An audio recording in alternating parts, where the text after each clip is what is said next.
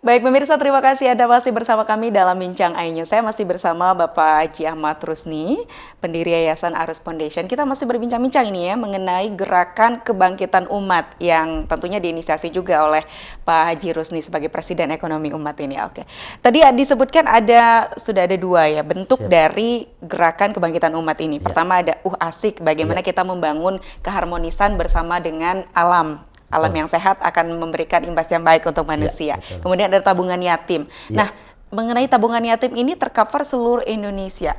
Ini bentuknya seperti apa Pak Haji? Manfaatnya untuk anak yatim nanti seperti apa? Jadi gerbang umat ini ya yang kita prioritaskan tentu orang yang tidak berdaya. Siapa yang tidak berdaya di sini adalah lanjut usia dan yatim piatu. Nah, untuk yatim piatunya dalam bentuk tabungan, nanti tabungan ini kan mereka tuh bisa memanfaatkan ke depan itu untuk biaya pendidikan. Ya, jadi ekonomi akan bagus kalau pendidikan ini bagus. Dia juga bisa memanfaatkan nanti untuk ya mencetak lapangan kerja. Maka nanti seorang yang istilahnya ya tidak mengandalkan ya misalnya PNS ya, mereka nih bisa berwira swasta. Nah, ini tujuannya. Jadi tumbuh wira swasta. Dan tentu anak-anak yatim piatu ini mudah-mudahan kalau kita berbicara education pendidikannya tuh nanti minimal lah dia mendapat gelar doktor. Nah, kalau secara Islam mereka harus menguasai Al-Quran dan hadis.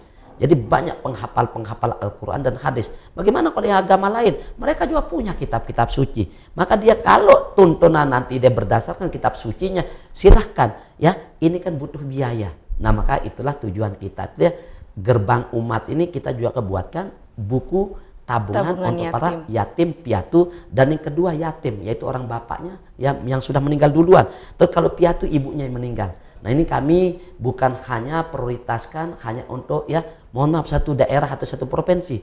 Nah, kami se-Indonesia itu sudah mendirikan 6 tingkatan pengurus. Ya, tingkat pertama adalah namanya Kordus, yaitu dusun di Indonesia ini banyaknya 839.204 dusun, hampir 1 juta. Nah, ini sudah 80% kepengurusannya terbentuk se-Indonesia. Nah, terus di tingkat kedua Kordes atau Korlu, koordinator desa atau koordinator kelurahan ini banyaknya desa kelurahan di Indonesia ini 83.800 ya. Ini alhamdulillah sudah terbentuk juga kurang lebih 82%. Nah, ini kepengurusan. Sehingga di tingkat ketiga Korcam yaitu tingkat koordinator kecamatan. Banyaknya kecamatan di Indonesia ya itu 5.117. Kalau di NTB kami ya ini terdeteksi adalah 5 di Lombok Utara kecamatan, Kota Mataram 6, terus Lombok Barat 10, Lombok Tengah 12 kecamatan, Lombok Timur 21, ya Pulau Sumbawa ini Sumbawa Barat itu 8, Sumbawa Besar 24 kecamatan, Dumpu 8, Kota Bima 5, dan Kabupaten Bima itu 18 kecamatan, jadi 118 kecamatan. Nah, ini nanti di setiap kecamatan ada korcamnya, koordinator kecamatan. Alhamdulillah kalau untuk NTB ya sudah terbentuk tadi itu ya 4 tingkatan mulai dari Kordus, tingkat kedua adalah ya ini Kordes dan Korlu, tingkat ketiga adalah Korcam dan DPD-nya. Sedangkan Korwilnya untuk NTB ini memang kita sedang uji coba koordinator wilayah. Nah, tapi ini adalah diambil alih dulu tugas Korwil ini oleh DPP. Nah, se-Indonesia kebetulan adalah ketumnya ya. Jadi DPP ini Dewan Pengurus Pembina. Ya, untuk lanjut usia dan yatim piatu se-Indonesia kami yang masih menjadi ketua umumnya. Baik, jadi kepengurusan ini juga nanti akan mendata siapa yang berhak mendapatkan program gerbang umat ini. Betul. Pak Haji. Ya, jadi yang berhak mendata ini ya mohon izin adalah kalau bisa di tempat itulah koordinator dusunnya. Dia yang paling tahu koordinator berapa dusunnya. Ya, baik. Jumlah daripada anak yang yatim atau yang piatu atau yang yatim piatu. Lansia juga. Lanjut usia yang paling tahu juga tentu orang setempat. Nah, lanjut usia itu memang kita dapatkan buku tabungan, tapi kita paketkan. Contoh seperti bulan suci Ramadan kemarin ya, hampir istilahnya 1 juta paket itu ya, itu kita paketnya paket sarung. Nah, kenapa sarung inilah yang paling mudah dipergunakan oleh lanjut usia. Sarung ini ya bisa kalau dia ingin pakai berselimut, misalnya dia kalau mau beribadah dia bisa pakai ibadah sarung. Nah, mungkin seperti itu. Dan mungkin ke depan mudah-mudahan ada rezeki kita akan buat pabrik makanan ya. Tentu inilah makanan roti yang mengandung gizi tinggi misalnya seperti roti. Nah, saya juga ya mohon izin di tempat ini ya, sekarang ini hari lansia dunia. Bahkan Indonesia ya sudah banyak yang menge-share ya hari ini adalah tanggal 29 sebenarnya kita sudah harus mendengungkan Tanggal 29 Mei ya, Hari ya, Lansia. Mei itu kita sudah mendengungkan ya bahwa ucapkanlah, doakanlah kepada lanjut usia ini. Di panjang umurnya beliau ini rata-rata sekarang ini alhamdulillah ya kita ada kemajuan sekarang ini minimal ya 75 umur daripada lanjut usia ini. Nah ini akibat daripada bagusnya ya gizi-gizi sehingga kesehatan ini alhamdulillah meningkat.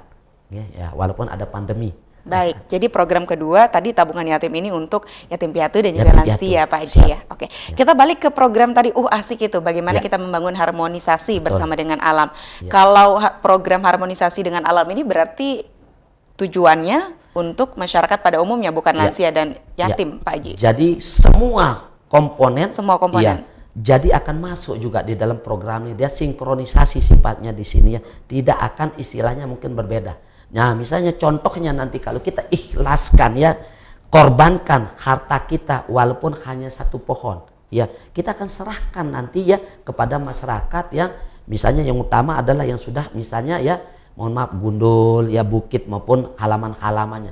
Nanti ya mungkin kami akan menyumbang. Sudah berjalan? Iya, Atau kami sudah akan berjalan. berlangsung? Alhamdulillah kalau ya di beberapa titik, misalnya kalau di NTB itu dulu juga sudah ya, mohon maaf saya diberikan Indonesia Award dulu oleh ya iNews ya, itu di tahun 2017.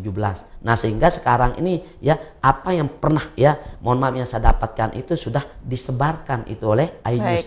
Nah Oke. contohnya di Lombok Utara tuh di sana ada arus wisata buah Lombok Utara.